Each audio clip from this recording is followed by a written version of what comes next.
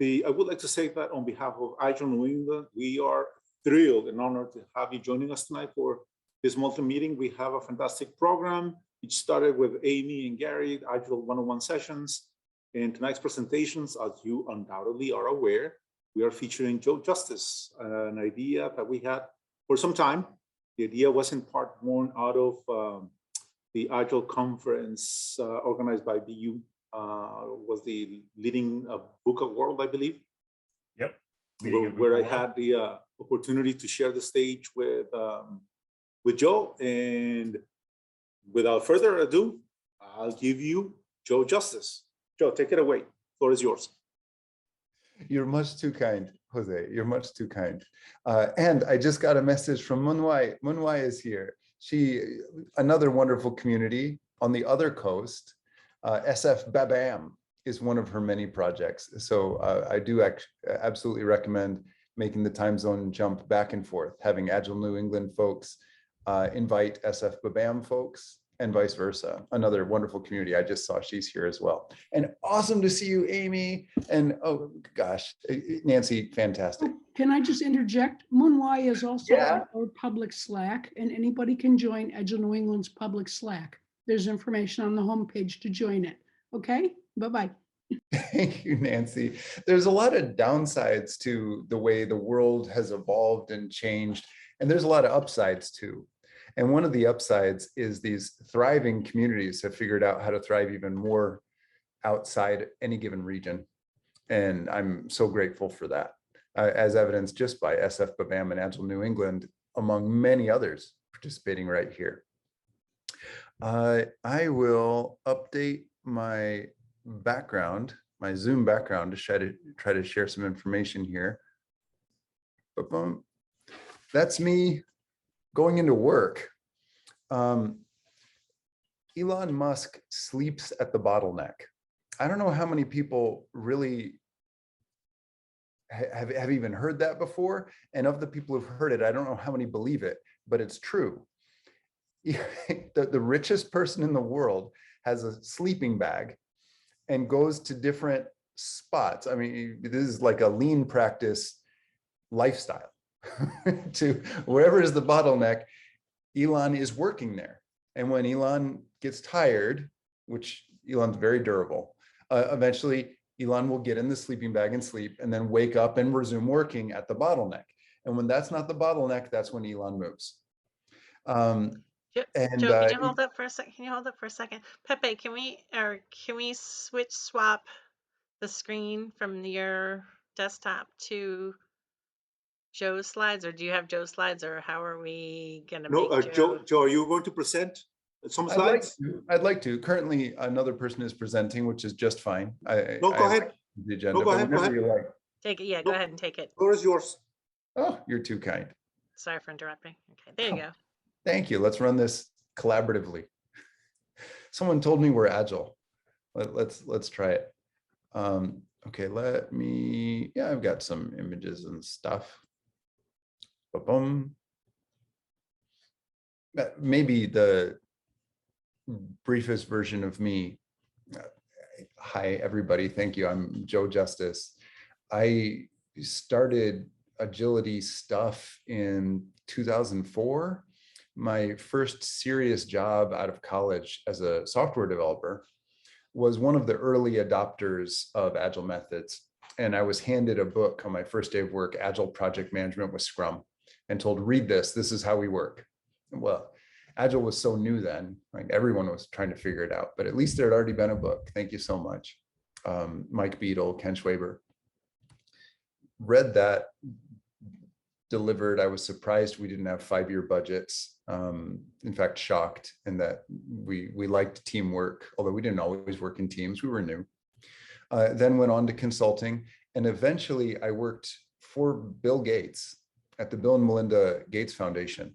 And the work I was doing there in Agile was not primarily software. It was vaccine distribution of polio vaccines in conjunction with Rotary International. It was maternal, newborn, and child health issues, how to have more babies born healthy and survive. So this was our product backlog. And we did software as part of it. We had a platform called Grand Challenges that would accept huge amounts of money and distribute it to people who won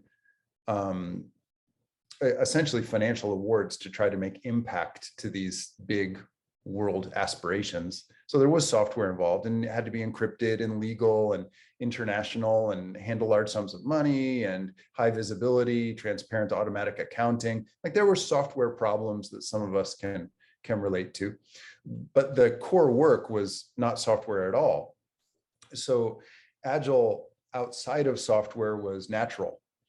And I think the reason that was so true is because of what's written in this pink bubble here. Bill split projects, all projects, business projects, financial projects, also software platforms, into small sizes and executed them all at once with many teams. That is essentially the structure of Microsoft under Bill.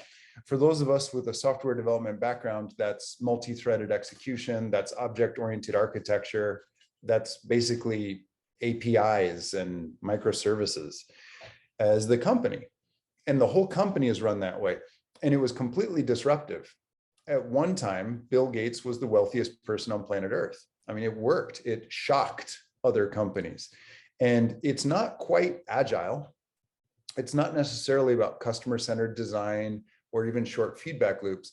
But what it is about is massive parallel execution. And this is natural to Bill.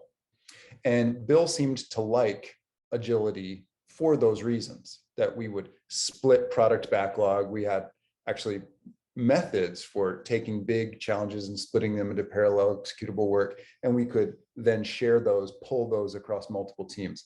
Bill didn't seem to care whether people pulled work or if they were commanded to do work, right? So I wouldn't call Bill an agilist, but Bill was a phenomenal, I think, object-oriented thinker about all work, not just software. And then I went to consult for the leadership team at Amazon. And Amazon has more than 3,000 teams executing in parallel. Jeff Bezos was the CEO of Amazon at the time. Bezos has since stepped down and is now primarily the CEO of Blue Origin. Bezos was CEO at the time. And this was when Bezos was very strict on team size. Never have a meeting where 2 pizzas couldn't feed the entire group. Like that was strict at that time when I was in Amazon. And it may still be, but I'm not in Amazon now, so I can't say. Not firsthand anyway. I believe it to still be true, actually. And the benefit of that is these teams could have a higher level of autonomy and decision-making rights and speed for innovation than if they were commanded and told what to do. It's not like Bezos would walk to the teams and say, you're going to focus on making an excellent online jewelry, gems, stones, watches, rings, buying experience. Bezos didn't have to do that. Instead, these teams would autonomously set goals and measure their business execution to them. And I think part of the reason that worked so well is these teams were small. When you have a team of 3 people or even 4, it's very natural to say, here's what I think we should do, and here's why I might be right, and here's why I might be wrong. And you can have a nuanced, detailed, collaborative, innovative conversation. When teams get to 6, and those of you who've seen the graphs on communication pathways, numerically have some concept of this, humans as a species like to elect a leader and say it's actually inefficient for all of us to discuss all of the ins and outs and our personal opinions. So let's just have this person who's charismatic today, whether or not they're qualified, but they speak loudly and they're tall. Let's have them tell us all what to do. And that's where you start to get the death of self-organization and decision-making rights. And humans do it naturally. It's a very natural phenomenon. And Bezos stepped around that by having small team sizes. And then I became a full-time employee at Tesla. And I was shocked. Some of you might watch YouTubes about Tesla. Some of you might follow the stock price because it's such an interesting story. It jumps up and then drops down and then jumps up again. It's entertaining all by itself. And if you hold on to it long enough, historically, people have made a lot of money. So it's profitable for some. If you follow that company, you've probably heard before people talk about how fast it is. I'd like to reaffirm that. The goal is, if you see whatever the bottleneck is, your goal is to attempt to solve it in 20 minutes or less. Period. No matter what it is. That's your goal. And it doesn't mean you can, but that's the accepted norm. And it's not like people yell at you if you don't, and it's not like you're alone. You work in teams, but that's the pace. Like, no known problem should survive 20 minutes. And Musk famously says, if you think it'll take 6 years, try to do it in 6 months. You'll probably fail, but you'll come out way farther ahead than if you'd stuck to a 6-year mindset. And that's normal in the company. It is so shockingly fast.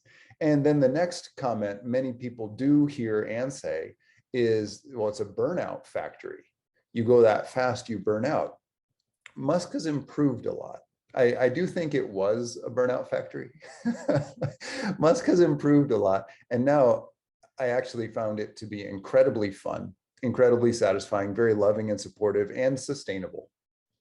There's still challenges like any company. Some of us are even stuck in a slow company and it feels like burnout because it's slow, right? But there's a lot of safeguards and safety nets in Tesla now to help you feel rested, accommodated, loved, respected. Part of it is it's so flat, and part of it is it's so easy to join teams and have a group to support you. That's what I'd like to show next. So this is how I teach hardware development. Yes, I've made a class like everybody else. That's what I do to make money. I do Agile hardware developer class. It's a lot of fun. Here's how teams self-manage in a company like Tesla. This probably just looks like a bunch of gray boxes. Let me say, and then I'll zoom in a little bit. If you've ever attended an open space conference, open space, where there's not necessarily an agenda up front, people show up and they have an agenda that's blank. It says conference room A, 8 a.m. to 9 a.m. No plan yet. 9 a.m. to 10 a.m. No plan yet. 10 a.m. to 11 a.m. No plan yet. Then there's conference room B, C, D. And then it's like the corner of the northeast hallway. And, you know, all these by the coffee shop and the couches in front of the powder rooms. And, you know, all these new spots come up if you've ever attended an open space conference. Tesla does that with areas of the factory. That's what these horizontal rows are. They're areas of the factory. And then open space conferences have what's called the law of 2 feet, where you use your own 2 feet to take yourself to wherever you think you could be adding the most value. And there's no time limit on that. And it's reminded all the time. So there's no shame, but they try to make it so there's no shame in a good open space conference. No, really, it's fine to leave even when someone's speaking. Use your law of 2 feet. And it's fine to walk in, even if you weren't there at the beginning, totally fine. And they have a high level of decision-making rights and psychological safety, or they try to at a good open space. Tesla works the same way. You walk in and you can propose an agenda item. I think I see the bottleneck here. I think if we had better machine learning in these robots, we would have a far higher output of Model Y fenders. Model Y is the small SUV that's becoming the best-selling car in country after country. And if we can change the embedded software here and the valving system, so a hardware and a software problem involving design, I think we can have a more efficient heat pump. So you propose those and those become agenda items. That's these horizontal rows on this group Agile board.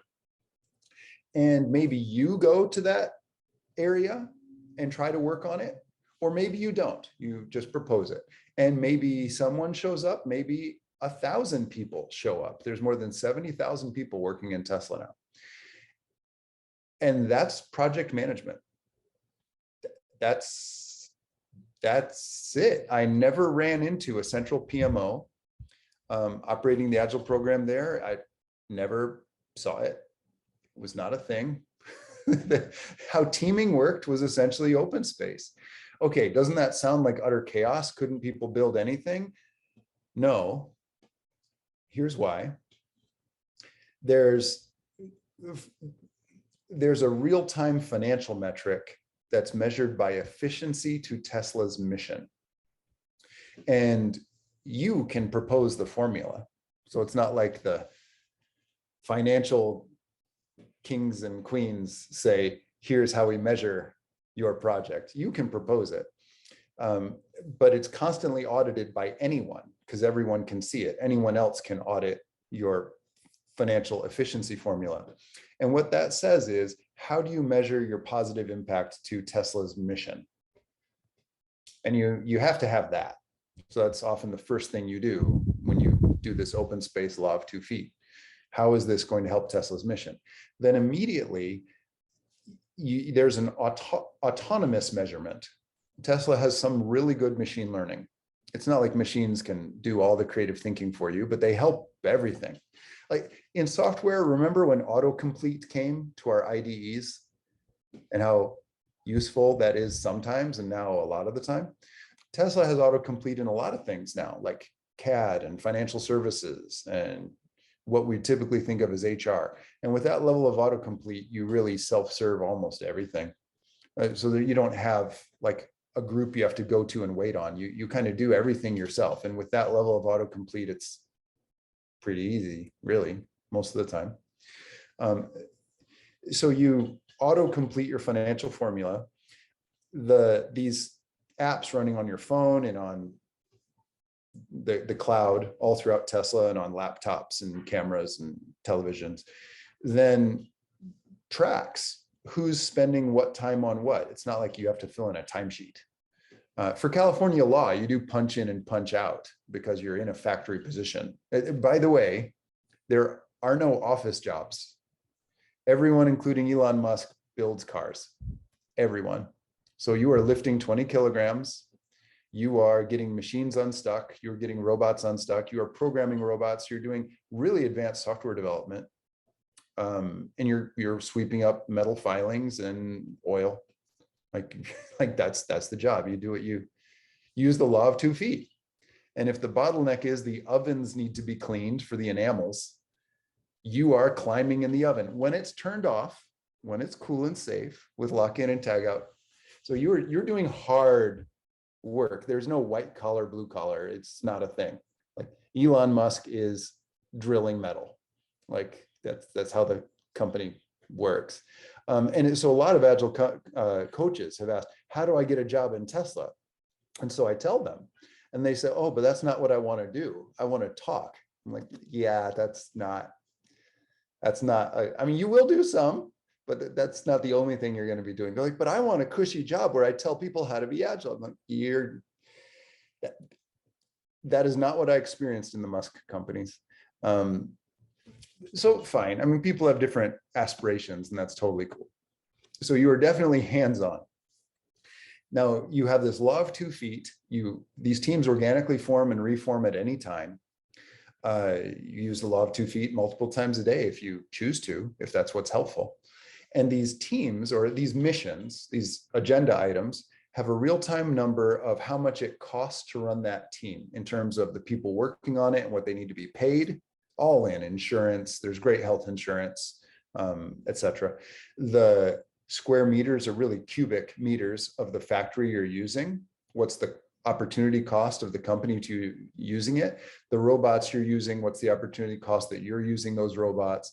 The supplies you buy, the software licenses you use, the laptop you're on. And that's all automated. You don't have to calculate that. So you get this figure, it's OpEx plus CapEx. That added together. And the value of whatever you're producing, your attempt at measuring the value of whatever it is, that whatever formula you proposed is divided by the cost. You can see every agenda item's financial efficiency in real time. It doesn't mean it's perfect. I mean, your formula for measuring value might not be the right one, but anyone can try to propose a better formula And if it gets a majority vote, it's in immediately of whoever chooses to vote. So, I mean, it can change anytime with a very low bar. So you have an attempt at a financial efficiency metric. And if you're below average, if you're red, if the agenda item you're on is red, you should probably be considering using the law of 2 feet to go somewhere else, because at least right now, that's not the most efficient way to be spending those resources. So how does that work with long-running projects? Well, remember, Musk says, if you think it'll take 6 years, try to get it done in 6 months. Then the corresponding item is, when you know what the bottleneck is, or you think you do, try to solve it in 20 minutes or less. What that does is there's a bias towards test and learn. I mean, real agile, right? You know, hitting the compile key now to see what happens. And as long as you have fast rollback and a lot of safety nets and automated testing before anything advances, you know, gated check-in, that's actually a very safe way to develop. So you're encouraged to do that in hardware, in financial services, in hiring, in low typically BHR, in every aspect of the company. The end result is it's so fast that it's really exciting, and that attracts great talent. One of the people I was working with was a top graduate and had worked on Obama's re-election campaign. Whether you liked Obama or not, someone who worked at a very difficult to enter position that had global impact was sweating shoulder to shoulder with me and everybody else. So you attract some people that'd be very difficult to attract if you tried to. And the reason they're there is not because of the money. The stock is good enough on average. If you take it averaged over 5 years or 10 years, it's amazing. Many of the people I worked with were already millionaires, and they chose to work because they loved it. So you have a lot of people there because they love it and they love the speed. To try to finish the thought on speed, if you've ever listened to an audiobook at 1.5 speed or even double speed, maybe some of you do it even faster, there's a certain point where that speed becomes normal. It sounds normal. That's what the author sounds like, or that's what the studio artist sounds like. And if you ever accidentally hit single speed, it's shocking. Everything's so slow. You're like, why are they speaking so slow on this audiobook? That's what happens when you work in a Musk company. It's so quick that now that I do collaborate with a lot of other companies, you can see problems tens of kilometers away or hours away because they come so slowly. It's like playing the game of life on easy mode. But I think that's only because of the bias towards speed and intolerance for waiting. With that, I'll pan out to an overview of where I spent most of the time working, the Tesla Fremont Factory and Design Center. This is an aerial photograph provided by Clean Technic, and it's actually quite accurate. It's not perfect, but it's quite accurate as to what actually happens where and why and how. And I've overlaid it with Agile games to try to explain what is agility in stamping and casting and dies and supplier contracts or plastics, or how does estimation happen at SpaceX for things like the Starship rocket, the largest rocket ever made by humans, et cetera, et cetera. I've put these games on it. You can see this, and I've gave an introduction on how teams form, which is not that different from open space. We didn't call it open space, but open space is very similar to what I experienced in Tesla. With that, I'd actually like the community, Agile New England, and the other participating communities like SF-BABAM to drive this conversation. If you want to ask me something, cool, or if you want to talk to each other or teach us, cool, I'm open to learning. But I'd actually like to ask people to chat or take the mic. Just a reminder, you'll have to take yourself off mute. Go ahead. Yeah, I have a question. Yes, Marcel. Marcel. David's got a hand up, probably next. Maybe we've got Sure. a Okay. I was just wondering how you got to introduce open space into Tesla. I didn't. That was there when I got there. Was that the whole question? Or did you Yeah, know? that's fine. That's just curious. I'm an open space facilitator, so I was curious. Good for you. Good for you. Well done. So how it occurred is I met some of the Tesla team in 2010 when they were trying to get the Roadster to work. They had some Roadster sales, but they still were having issues of an entirely new product. They weren't awesome yet.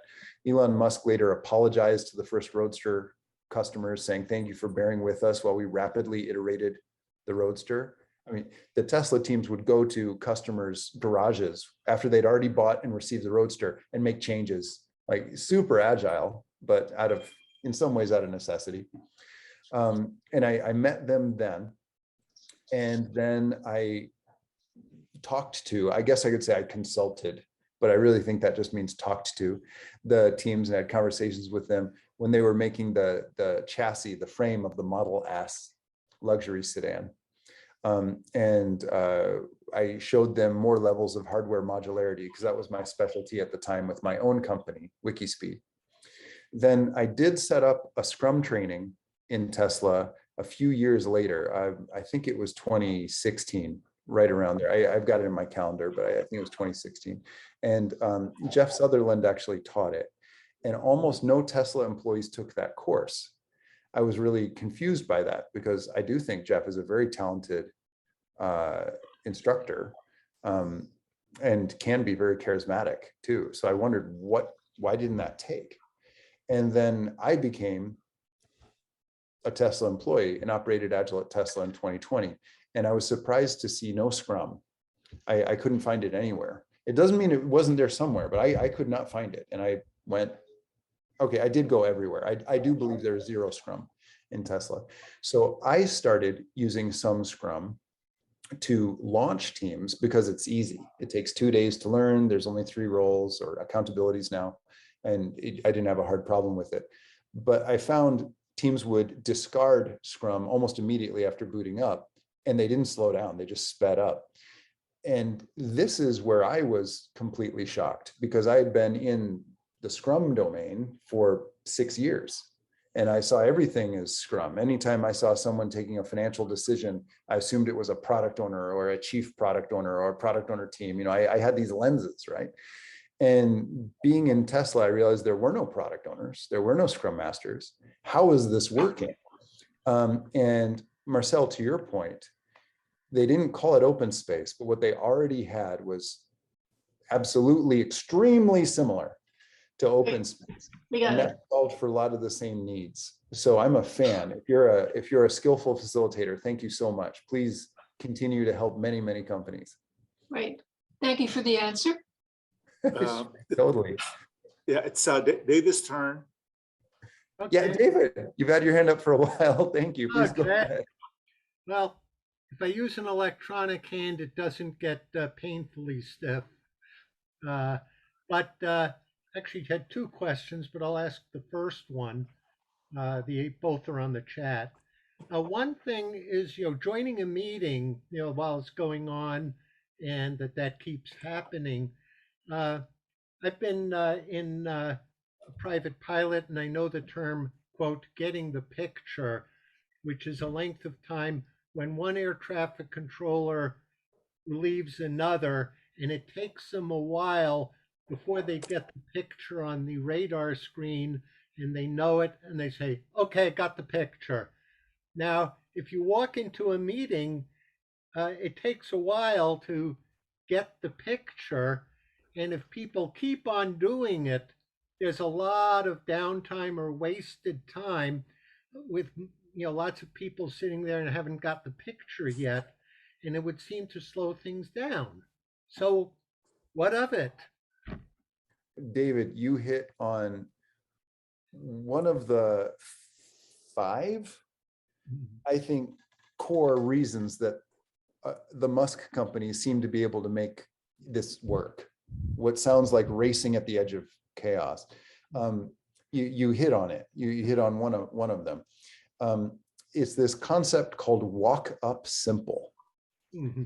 And the idea is never have a meeting, period, ever. Just don't even have them. I never saw a meeting. I was never in a meeting. I never saw a presentation. I was never asked to make a presentation. And I was in as close to a pure play thought leader position as you can get there, and I still didn't. Instead, the culture, the wish, is if you're going to talk about something, which you need to do all the time while you're working, because you're almost never working alone. I mean, it does happen, but you're usually in groups or swarms or pairs or mobs. We did a lot of mobbing or ensemble of everything, not just programming, like mob robot programming, mob robot loading, all that. Okay, so whatever you're going to communicate about, which typically would be a meeting in most companies, the goal is to do it within touching distance of whatever machine is involved and whatever materials are going to go in or come out of that machine.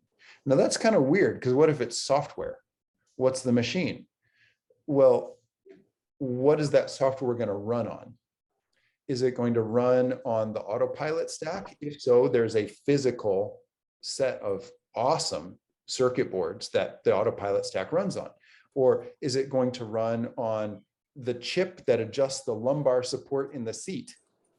Okay, well, you better be by the machine where that chip is made, or if it's supplied, and it was a supply chip actually, by the area where that's put into the controls of the car to control the seat. What that does is immerse you in so much information, keeps you connected to the actual work, and it makes it more walk up simple. So you walk up and you more quickly get the picture. Now, the next part of that is walk up simple is so important that very often there's tape wrapped around a pole. Like, I mean, you use anything that's there, but I mean, there are poles in Tesla Fremont anyway, behind me, where there's poles on a grid, and how you find things as often as you look at the grid number on these poles, because this is one of the largest enclosed spaces on planet Earth. I mean, you ride a bike to get somewhere and it takes a while. So you get there and use the poles as a grid to find like latitude and longitude. And then wrapped around the poles, there's often written in thick markers, so you can read it from a few meters away, definition of ready. Stuff that crosses this pole needs to be like this. Like if it's a chip, it needs to already know these things. And if it doesn't, we have to reject it, right? Because we're not equipped. So meet this definition of ready. And then there's usually the next pole, a few meters over, and with tape wrapped around, it says definition of done. If something leaves here, this is what we commit that means. And if something doesn't mean that, it's because we have an issue and we need help, right?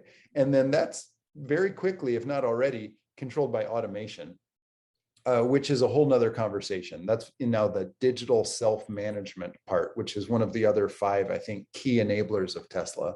And that's a whole conversation all by itself.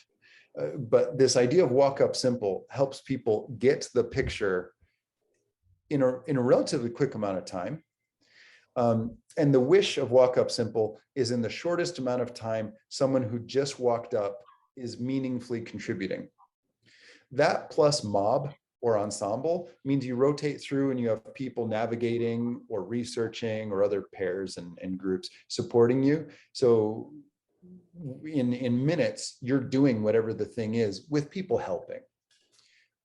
And that helps just destroy waiting, just absolutely crush waiting. I mean, really, most problems are solved in 20 minutes or less. Who is next with the hand raised? It looks Lyra. Lyra. Lyra next. Well, I think my question has been indirectly answered from the last answer, but I'll just give you something that was passing through my mind. I'm thinking, like, what was the turnover or happiness level? Was that ever a thing to be measured? I hear you talking about measuring their success, with respect to the overall organization's, goals, like how did what they did help them help Tesla as a whole achieve the goals.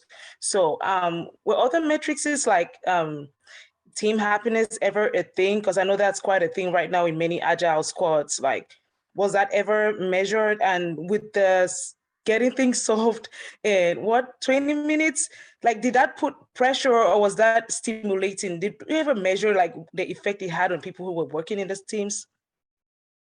Awesome points, Lyra. Awesome points.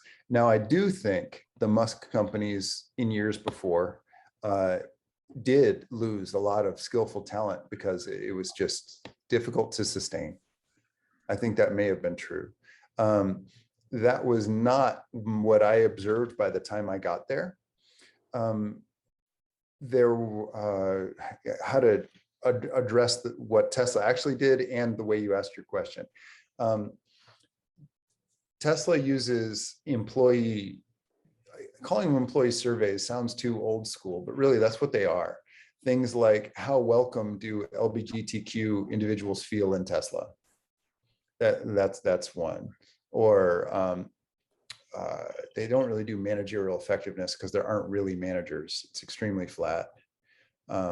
There are people who hold those positions for compliance reasons, for legal reasons, but who's in that position rotates through, sometimes multiple times a day, sometimes every few hours. So there's someone as a health and safety officer, because you need that, but who that is that doesn't matter. It's whoever is skillful. So it's not like you get promoted. There's really no ladder to climb. Like you're just in the company and that's it. The bonuses are stock price, but that's another conversation. So there's surveys. I did not see one, or I did not request or orchestrate one that was happiness metric, like I did at John Deere, which became a Harvard Business Review piece. I didn't do that at Tesla. It didn't seem necessary. The culture already, as I experienced it, was so high on psychological safety and fast forgiveness. If someone was malicious or truly hazardous, they would be outed immediately. I mean, people would try to do it in a loving, respectful way, but the company would be protected from you, right? Immediately. Like if you truly did something sabotaging, you were immediately put in a position where you were not harmful, which usually means out of the company. But that was extremely rare. It did happen. I saw it happen, but it was extremely rare. Much more often, you're in these groups that are loving and supportive, right? There was a lot of positivity. Then the large surveys I talked to, like how welcome do you feel as an LGBTQ, for example, a group that's often marginalized and fighting to feel welcome. Tesla has been ranked the #1 place for LGBTQ, for example, 10 years running. It's so welcoming, and people truly don't seem to care what you look like. I mean, they just want to know, are you contributing well? Are you emitting positivity? Right? It does not matter your background or life choices or political orientation or anything. But I did not run happiness metric retrospective, which is one of the pieces you asked about. It didn't seem necessary. And the burnout rate at Tesla is now extremely low. You have a lot of people who've been there many, many years now, and it continues to compound. Did I get anywhere near your question? Yes. Lyra? Thank you, Lyra. It's Brian Showmaker's turn. Thanks so much for a really intriguing overview. One of the things I'm always concerned about, you've talked about workplace safety or safety within the, within the organization, but another key concern, especially in the medical device field that I do a lot of my work with, is safety of the actual product, the potential of the product to harm somebody. And certainly that's an important element in any kind of transportation design. And of course, he's doing his work in the Hyperloop stuff. He's doing the work in the vehicles. How is safety factored into the kind of rapid fire and flat level idea generation and so forth? Brilliant, Brian. Brilliant. I love it. I will call it test-driven development. I think that's probably the right word. So in Tesla, any change that's being made, and it's constant. I don't think I've said this yet. I've said it in many other sessions, but I don't know if anyone here has heard any other session I've been in. There are hardware changes to the cars, new electronics, different airbags, different metals, different shapes of metals, about every 3 hours. if you compare that to BMW, that's 2.5 years for a minor model change and 5 to 7 years for what they would call a major model change. Same in Toyota, very similar in Toyota, very similar in Stellantis Group, formerly Chrysler, very similar in Ford. In Tesla, it's agile, right? So you truly have this fast pace of release. Any of those changes, the first measured criteria, and nothing is released unless it passes gated check-in. And by gated check-in, I'm using that software term because I think it works well, but this is for hardware, this is for a new supplier, including embedded software and apps and everything. So gated check-in, the first criteria is safety. And the measured bar is not what is the legal road legal required minimum. It's way above that. And as a result, several times different Tesla products have scored the highest safety numbers of any product of their type ever. Every time a Tesla has a fire, it's on the cover of every news outlet. The number of gasoline cars of the same model year, so new ones, like safe ones, relatively, like a 2022, or now they call it like what, 2024, even though you bought it now, gasoline car, for every 1,000 gasoline cars that spontaneously explode into flame, including in someone's garage, there is still not even one Tesla that has a fire, right? So the safety metrics are phenomenal. And the reason is test-driven development. Your safety tests have to be there first, and until they pass, and until everybody votes with near perfect confidence the safety tests are appropriate, it's never promoted. The change is not promoted. Brian, did I get anywhere near your question? Yeah, that's the kind of thing that I'm after. I mean, you hear all the time in the news about things like the completely software-driven, AI-driven models rolling through stop signs, and then something having to be stopped and so forth. But that may well be the phenomenon that you're talking about, that even the tiniest issue that takes place with these things is blown way up in the news. Tesla is a great stock to make money because it moves up and down. And the media loves that. They like to pump Tesla and talk about how great it is. And then they like to talk about how awful it is. And sometimes it's not true on both ends. So no, the rolling stop issue was a non-issue compared to General Motors ignition recall event that cost many, many lives, for example. I'm not meaning to put General Motors under the bus. I'm trying to put it in an automotive greater context. But yeah, it's very attractive to pump good and bad, and it's done in cycles. It's interesting to see the media outlets run stories of positivity and negative in cycles, which directly impacts the short-term stock price. Over the long run, 5-10 year horizon, the trend is simply the same trend, which is up. It's actually very up, but you get this wonderful volatility that traders love. So the media enjoys that one. Great points, Brian. Okay, so next up is Rebecca. Hey, Rebecca. Hi, how are you? I'm awesome. Good, good. I was passing your old WikiSpeed video around my office today. There were a lot of people that weren't familiar, young people that I work with. But so that was fun. That was fun. But my question is kind of following on what Lyra was saying. So when you're going at a pace like what you're describing and you're very focused on sort of impediment removal and problem solving, I'm wondering if they're missing reflection. And I'm actually mindful of a team that I'm working with, because I have a team that is a really high performing team, and they're really good at sort of like swarm, triage, fix. But what I'm trying to get them to think is that pausing is useful.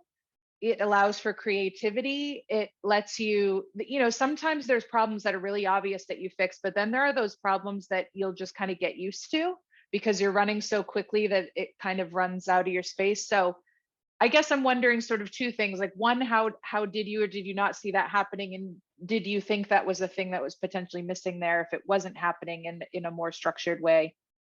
I love it, Rebecca. I've got an answer and a theory, and I'll try to be fast because unfortunately I have the next commitment at the top of the hour. I facilitated some retrospectives, but as far as I ever saw, I was the only one. I was the only one that introduced, I mean, that's a standard Agile practice that predates, for example, Scrum, but I was the only one running any of the events that I saw. So why did the company seem to be successful without that is then the theory. Here's my guess. I believe this to be true. If a company currently doesn't release new products from design, like all the way from let's make something, from the decision to missionize a project to getting customer feedback, if that takes longer than a year, they probably need some of the bigger ceremonies like big room planning and PSIs and trains. They probably need that because they're not at a year yet, you know, and things like Scaled Agile Framework have a quarterly cadence they try to get you on. And yeah, so that might help. By the time you're near a month from, hey, let's do this, to we're getting customer feedback, that's where I love the Scrum ceremonies, the 5 events and 1 activity of Scrum, like retrospective. They seem to fit, keep the energy up, keep the focus over multiple weeks. By the time you're releasing multiple times a day, CI/CD, it's a non-problem. I don't think you need to pause and relook because you just learned about that issue and decided to do it today. It's still top of mind. So I actually, my theory is it's a cadence, not cadence, because some of these things aren't on a rhythm. You know, reality happens and it's messy sometimes, but it's fast.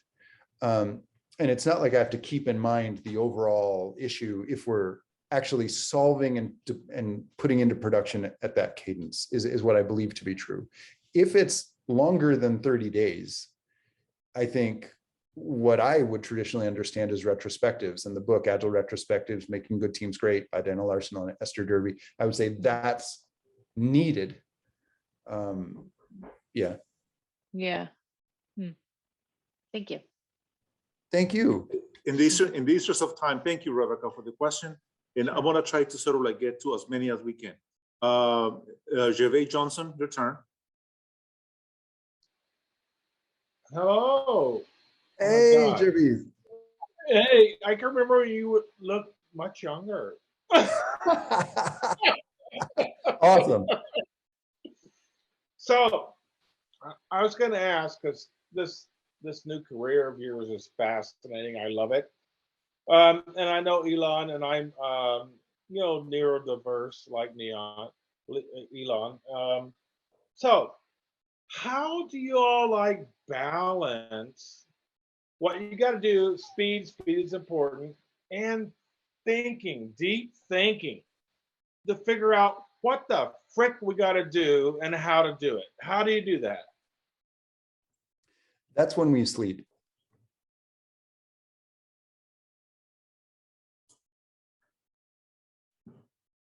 All right. Doug, your turn. Hey, Joe, you mentioned everybody contributes to building, but I would assume that, you know, some people, you know, you're hiring somebody as a chemical engineer who's a battery specialist. Does it make sense to have someone like that come out of a lab and, you know, pop some rivets or, you know, push buttons on a robot, whatever it takes? Is there truly, you know, pulling people out of specializations? Well, I like the word choice you gave. I think that's important. There's no pulling by someone else. I mean, you self-pull. The law of 2 feet means you go where you think you would add the most value. So if you're thinking, and this is also maybe a better answer than when you sleep. I did mean that though. I mean, there's a lot of waking up and having a different comprehension at a deeper level about something that happened the day before. I experienced that almost every single day, and I don't think I was the only one. So I was serious in that flippant answer, while you sleep. But another aspect of that is related to what was just said. Thank you. If you're a battery engineer and you're working on the chemical compositions and you think you're adding the most value you possibly could, if you set this down, you might lose your inertia or lose your train of thought. there's no one saying you need to leave, right? There's other agenda items that you can choose to look to if you want to, but you wouldn't even see those unless you went heads up, unless you looked at the agenda, right? Well, if you're truly wrapped in flow, contributing in a high value way, you're not even going to be looking up. So that's the other part. You would opt in to change. So you self-manage. Thank you, Doug. Jerry, you had raise.